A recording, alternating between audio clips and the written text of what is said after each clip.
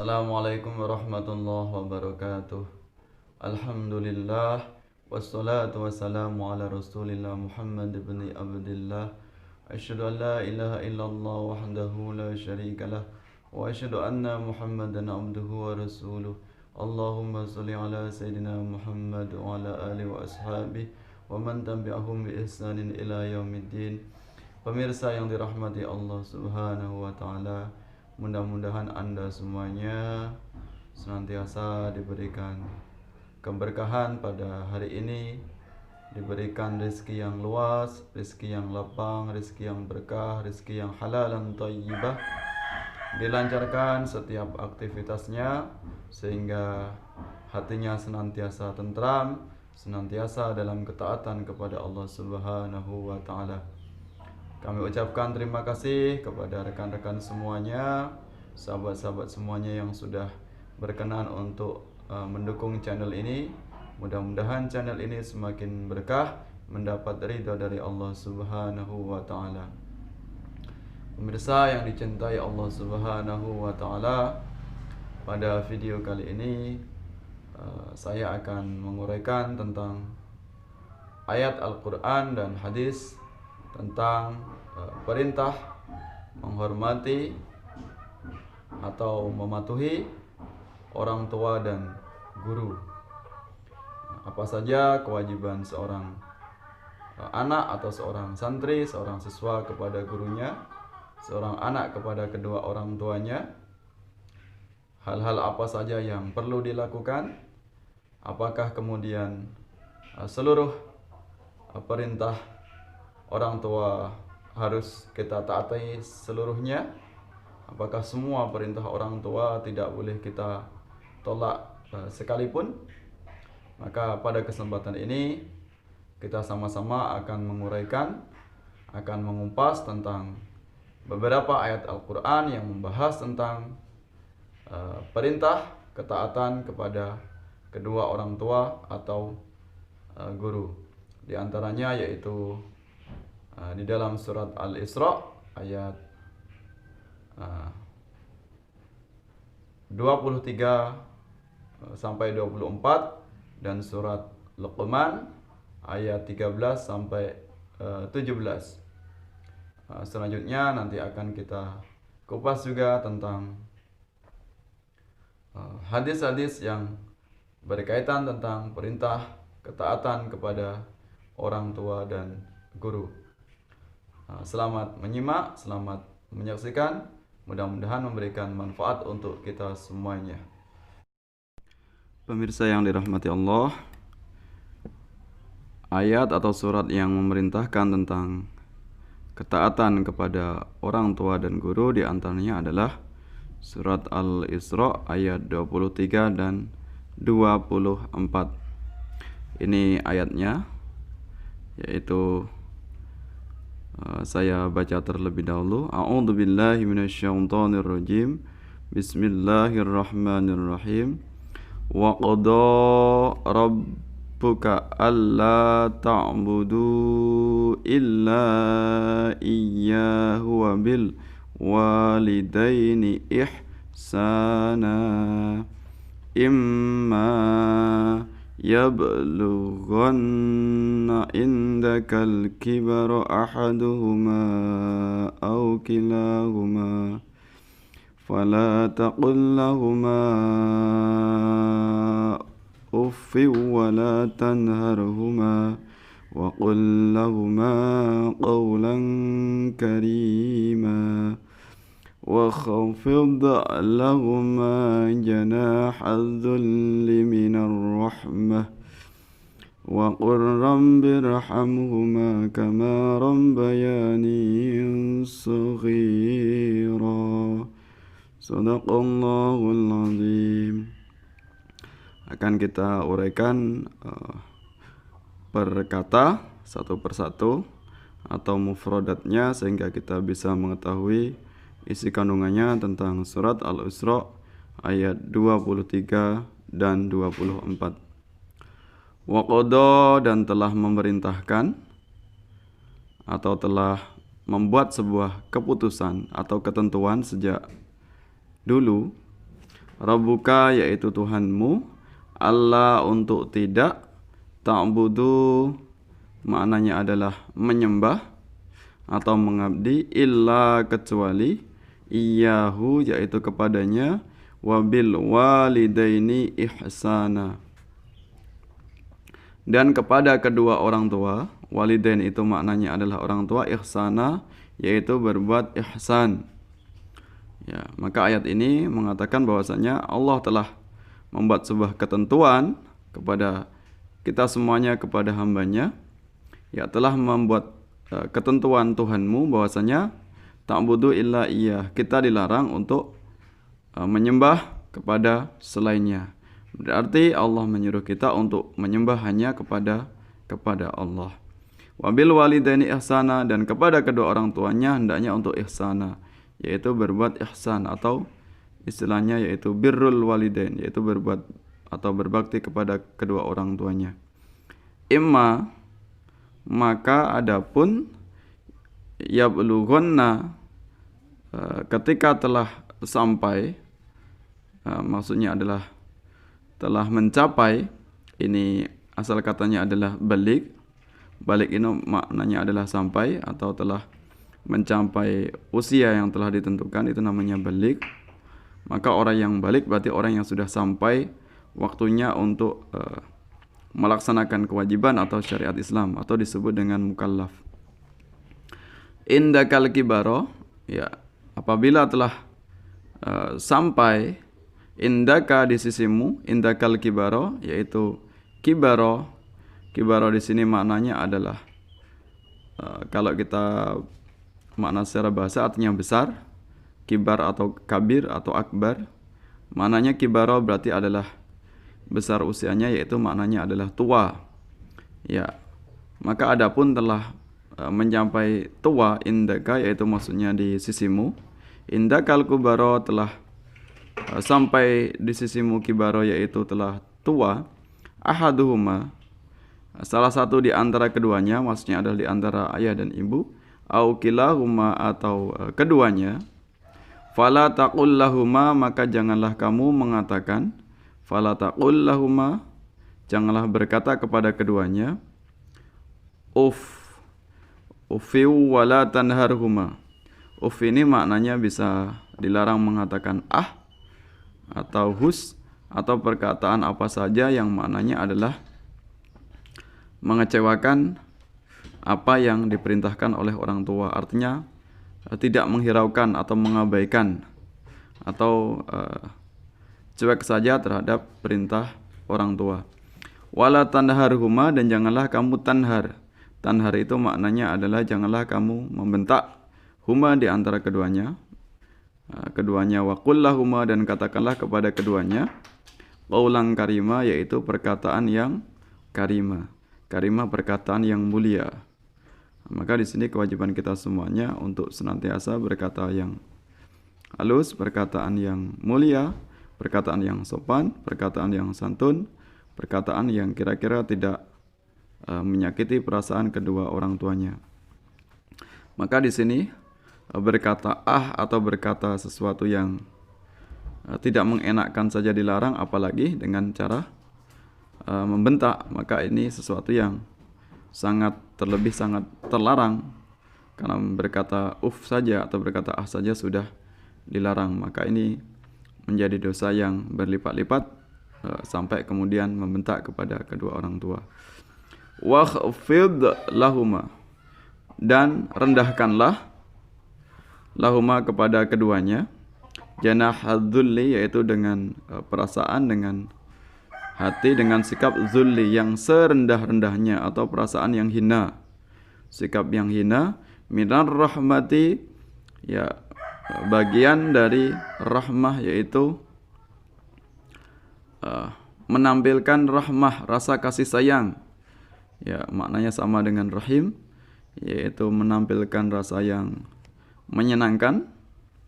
Wa qur rabbirhamhuma dan katakanlah rabbirhamhuma, Tuhanku irhamhuma, sayangilah kepada keduanya, kama rabbayani shaghira, sebagaimana telah mengajariku, mendidikku atau mengasuhku Ya, rabbayani berarti maknanya adalah makna tarbiyah atau mendidik, mengasuh.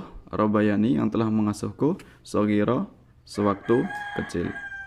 Maka di sini ayat ini mengajak kita semuanya hendaknya untuk sikap merendahkan diri serendah-rendahnya, menghilangkan sikap kesombongan atau keangkuhan di hadapan orang tua. Walaupun bisa saja mungkin anaknya pintar, anaknya mungkin pendidikannya jauh lebih tinggi, maka dilarang untuk menunjukkan sikap sombong atau angkuh. Maka hendaknya menunjukkan sikap rahmah, yaitu sikap yang santun, sikap yang menyenangkan, sikap yang memberikan kasih sayang. Kemudian mendoakan kepada kedua orang tuanya, irhamhuma kama rabbayani shaghira. Yaitu mendoakan kedua orang tua, ini tidak ditentukan apakah orang tua masih hidup atau sudah meninggal.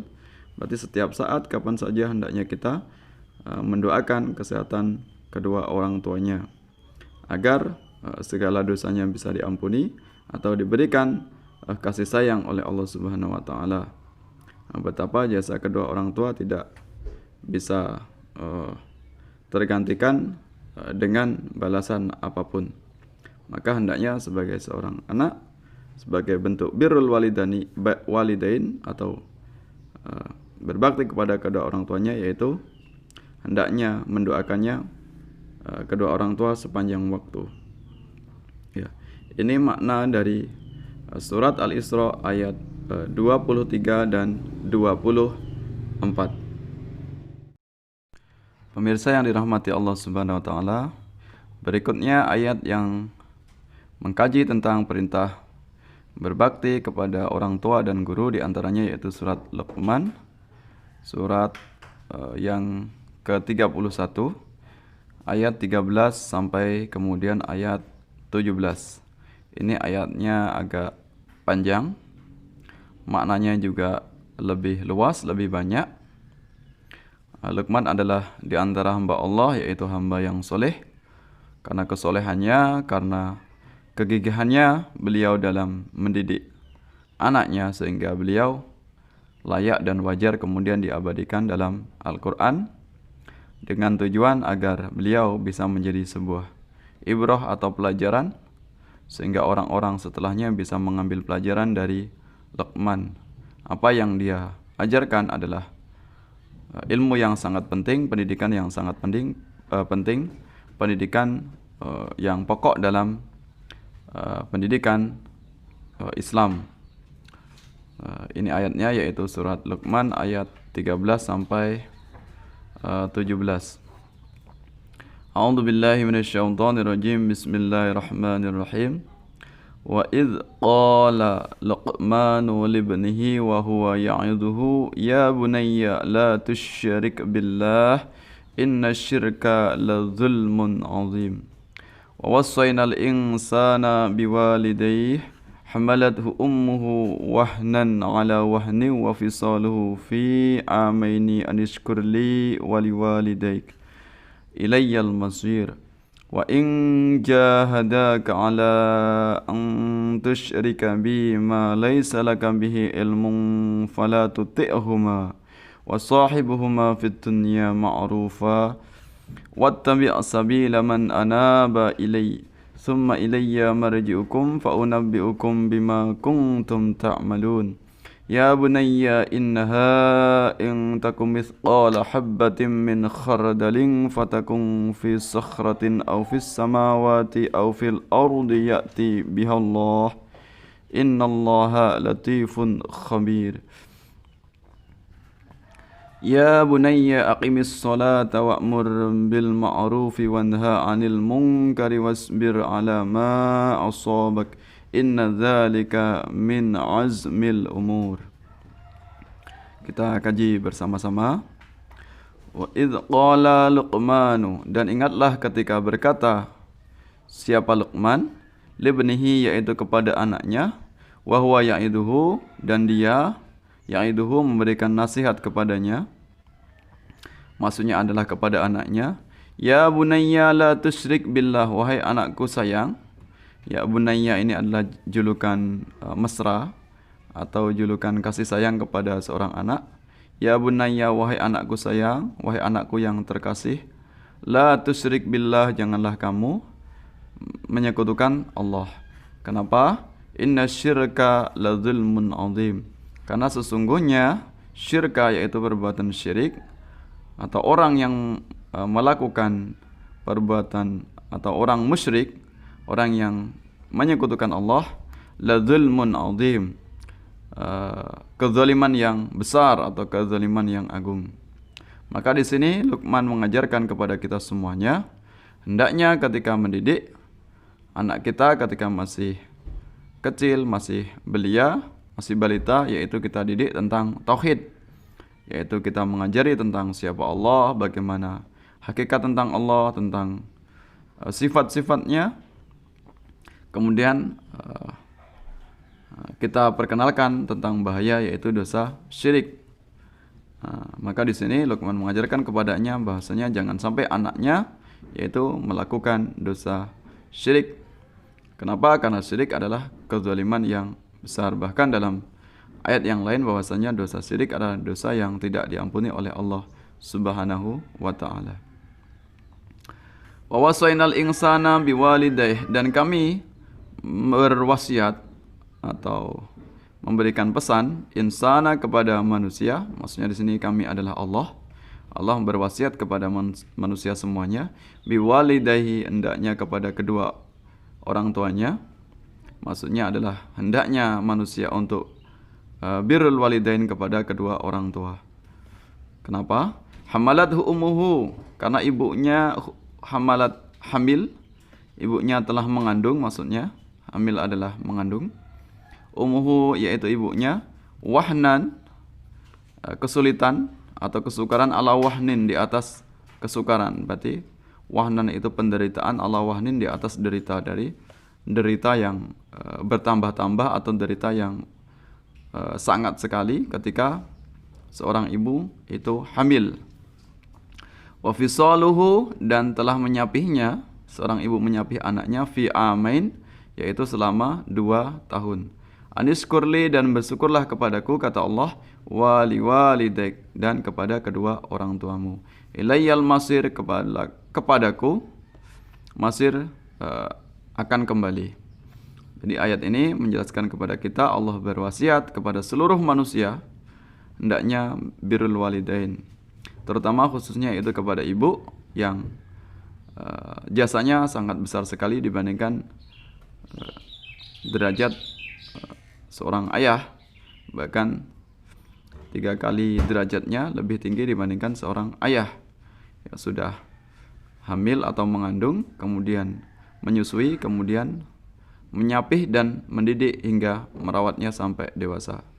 Maka wajar kemudian seorang ibu derajatnya lebih tinggi dibandingkan dengan seorang ayah. Nah, kemudian perintah kita untuk bersyukur kepada Allah, wali-walik, dan bersyukur kepada wali-walidaik, yaitu kepada orang tua. Maksudnya bersyukur kepada orang tua adalah hendaknya untuk berbakti kepada keduanya. Ya, ilayal masir, dan kepadaku, kata Allah, kamu semuanya akan kembali. Wa in jahadaka ala an tusyrika bi ma laysa laka bi ilmun fala tuti'huma. Dan jika jahadaka, ya mengajak atau memaksamu, jahadaka, jahada maknanya adalah memaksa melakukan perbuatan buruk atau perbuatan keji, perbuatan jahat, ala an tusyrika bi, yaitu perbuatan mengajak menyekutukanku, kata Allah, ma laisa laka bi ilmu, sedangkan kamu itu tidak punya pengetahuan tentangnya, fala tuti'huma, maka janganlah kamu mematuhinya atau mengikuti perintahnya. Nah, di sini ayat ini, ayat yang ke-15 dalam surat Luqman, mengajarkan kepada kita semuanya bahwasanya bisa saja atau mungkin saja orang tua itu potensi untuk mengajak hal-hal yang buruk. Walaupun kita tahu bahwasanya orang tua yang mengajak kepada hal yang buruk itu sesuatu yang sangat kecil atau kemungkinan kecil. Kita bisa memastikan bahwasanya secara alami atau secara umum bahwasanya orang tua pasti akan mendidik atau mengajari, mengarahkan kita kepada hal-hal yang positif, hal yang baik. Tapi di sini ayat Al-Qur'an memberikan rambu-rambu kepada kita semuanya bahwasanya seandainya atau ada orang tua yang mengajak untuk melakukan perbuatan jahat, di antaranya yaitu menyekutukan Allah, maka fala tuti'huma, maka janganlah kamu mematuhi keduanya. Artinya kita tidak boleh mematuhi perintah orang tua seandainya orang tua itu mengajak untuk berbuat musyrik atau berbuat jahat. Termasuk perbuatan-perbuatan yang jahat yang lainnya tentunya, yang perbuatan itu dilarang atau ditentang oleh syariat Islam. Nah, di sini terutama terlebih yaitu perbuatan musyrik yang jelas-jelas itu tidak diampuni oleh Allah. Fala tuti'huma. Artinya kita tidak boleh taat kepada orang tua kalau ketaatannya itu adalah mengajak kepada hal-hal yang buruk atau hal yang negatif. Wasahibuhuma, dan sahabatilah keduanya. Maksudnya walaupun mengajak kepada hal yang buruk, maka tetap kita wajib menolak atau menentang, tapi dengan cara yang baik, cara yang halus, cara yang santun. Fit dunya ma'rufa, ketika hidup di dunia ma'rufa, dengan cara yang ma'ruf, dengan cara yang baik, dengan cara yang bijaksana. Wattabi' sabila man anaba ilai, kata Allah, dan ikutilah. Ittiba artinya mengikuti, ittaba'a yattabi'u, wattabi', dan ikutilah sabil yaitu jalan, man anaba orang yang anab yaitu orang yang kembali, ilayya kepadaku, kata Allah. Summa ilayya, kemudian kepadaku, marji'ukum tempat kembali kamu, fa'unabbi'ukum maka aku akan kabarkan atau aku akan beritakan kepada kamu semuanya, bima kuntum ta'malun, apa-apa kuntum ta'malun yang kamu kerjakan atau kamu lakukan selama hidup di dunia. Maka ayat ini mengajarkan kepada kita semuanya larangan patuh kepada kedua orang tua jika orang tua mengajak kepada hal yang negatif, hal yang buruk, terlebih melakukan perbuatan syirik. Kemudian perlunya kita untuk mengikuti orang-orang yang kembali kepada Allah, orang-orang soleh maksudnya, berteman dengan orang-orang yang baik, orang-orang yang menuju kita kepada jalan yang benar. Kemudian suatu saat nanti di akhir zaman Allah akan mengabarkan seluruh perbuatan kita selama kita lakukan di dunia. Kemudian Luqman berwasiat kepada anaknya, ya bunayya, wahai anakku sayang, anakku yang kucintai, innaha intakum mithqala habbah, ya sesungguhnya intakum mithqal, ada yang seandainya ada yang mithqal. Mithqal itu berat, habbah itu maknanya biji. Kalau ada biji yang berat, min khardalin fatakum, dari biji sawi, khardalin maknanya ada biji sawi, fatakum fi sakhratin aw fis sama, ya biji sawi itu ada di dalam batu, sakhrah maknanya adalah batu, aw fis samawati aw fil ardi ya'ti bihallah, batu itu ada di langit, tersembunyi di atas langit sana, aw fil ardi atau ada di dalam bumi, ya'ti bihallah, Allah akan pasti akan mendatangkannya. Innallaha latifun khabir, sesungguhnya Allah itu latif.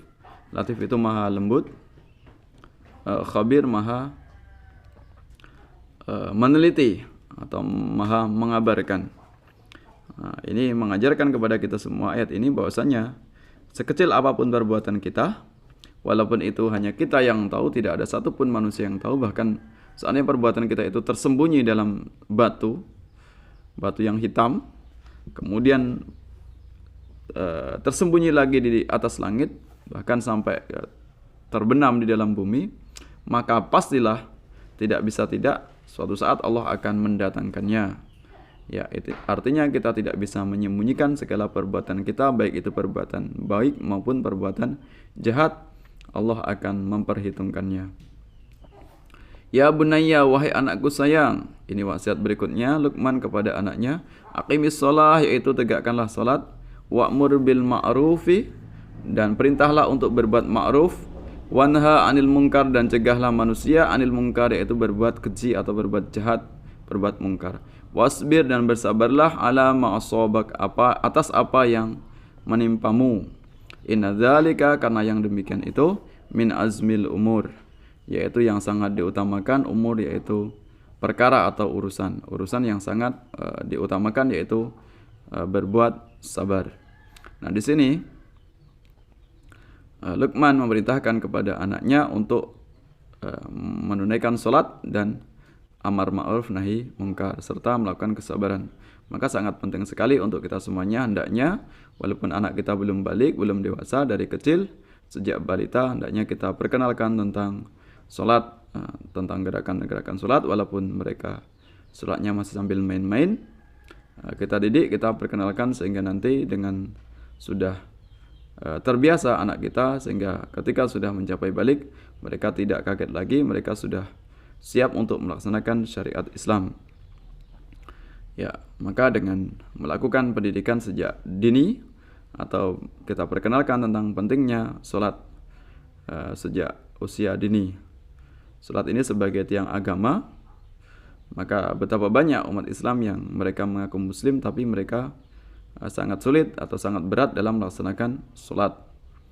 Maka sebagai tiang agama pondasinya, maka amal apapun tidak akan sempurna jika kita meninggalkan sholat. Dan insya Allah ketika kita sudah menegakkan sholat dengan baik, insya Allah amalan-amalan yang lain pun akan bisa terlaksana dengan baik. Jadi sholat 5 waktu adalah sebagai indikator, sebagai pedoman atau sebagai patokan tentang bagaimana kualitas amal kita, termasuk nanti ketika kita di alam kubur atau di alam akhirat yang pertama kali akan dihisab, akan dihitung oleh Allah adalah tentang perkara sholat. Kemudian amar ma'ruf nahi mungkar ini juga sangat penting agar kita tidak diam saja dalam melihat kemungkaran. Hendaknya mencegah, setiap muslim mencegah perbuatan yang mungkar dengan cara yang ma'ruf, mengajak manusia berbuat ma'ruf dengan cara yang ma'ruf juga.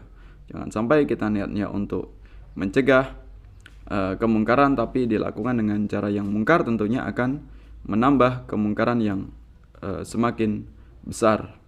Maka cegahlah kemungkaran itu dengan cara yang ma'ruf. Kemudian perintah juga di sini adalah sabar. Maka sangat penting sekali bagi setiap muslim untuk memiliki sifat sabar.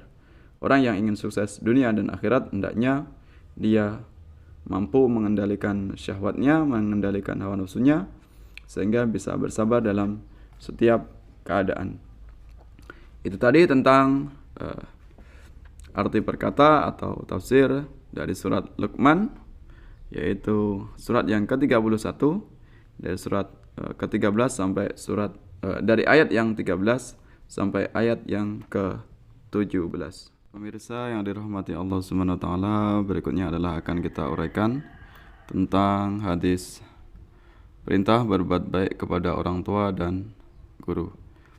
An Abi Hurairah, dari Abi Hurairah anin Nabi sallallahu alaihi wasallam, bahwasanya Rasulullah sallallahu alaihi wasallam qala, bersabda, ragima anfu thumma ragima anfu thumma ragima anfu.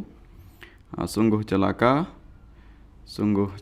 thumma ragima anfu, sungguh celaka. Kila, dikatakan, man ya Rasulullah, kata sahabat, siapakah orang wahai Rasulullah yang celaka itu? Qala, telah bersabda Rasulullah, man adraka, orang yang memiliki atau mendapati atau mempunyai abawaihi, orang tuanya, indakal kibari, sampai tua, sampai sepuh. Maksudnya orang yang menyia-nyiakan atau menelantarkan kedua orang tuanya sampai sepuh, ahaduhuma, salah satu di antaranya, au kilaihima, atau di antara keduanya, falam yadkhulil jannah, maka tidaklah dia akan masuk surga.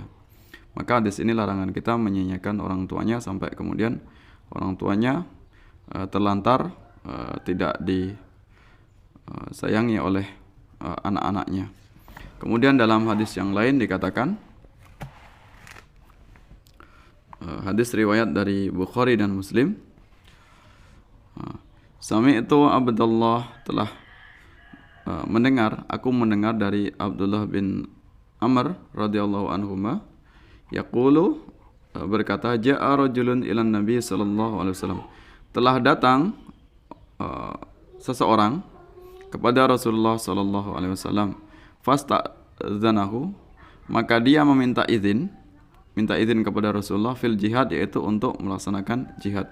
Faqala, maka dikatakan oleh Rasulullah, ahayun, apakah masih hidup, walidaka, kedua orang tuamu? Qala, Maka berkata pemuda atau orang laki-laki tersebut, "Na'am, ya, benar." Qala, maka Rasulullah bersabda, "Fa fihima," maka kepada keduanya fajahid, kamu berjihad. Jadi sebaik-baik jihad menurut hadis ini adalah jihad, yaitu memberikan kasih sayang kepada kedua orang tuanya, manakala atau tatkala ketika orang tuanya sudah sepuh. Maka seagung-agung atau sebaik-baik jihad adalah jihad membagi